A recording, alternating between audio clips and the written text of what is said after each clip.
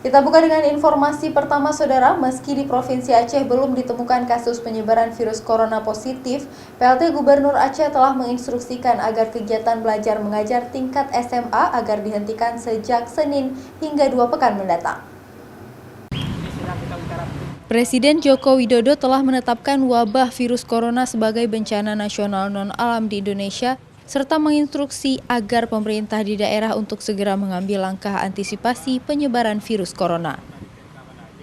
Menanggapi instruksi Presiden, PLT Gubernur Aceh telah mengeluarkan himbauan agar proses belajar dan mengajar sekolah mulai tingkat SMA dihentikan sementara waktu berlaku mulai Senin besok hingga 2 pekan terakhir.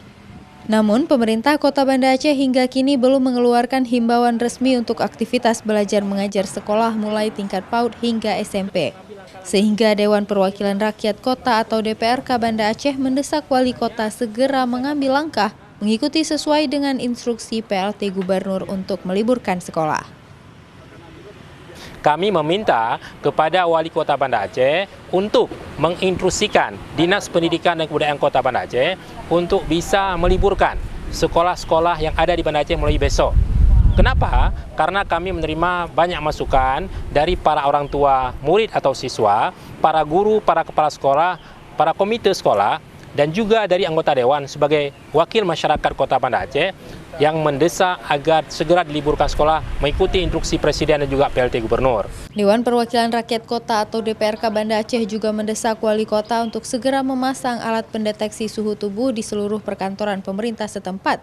Karena sebagian besar pejabat pemerintah sebelumnya diketahui kerap mengunjungi wilayah yang telah dinyatakan rawan terjangkit corona, baik di Indonesia maupun di luar negeri.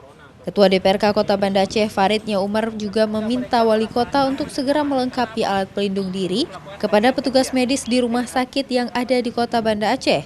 Karena belakangan ini petugas medis yang berhadapan langsung dengan pasien mengeluh tidak dibekali dengan alat pelindung diri yang memadai. Raja Umar, Kompas TV, Banda Aceh.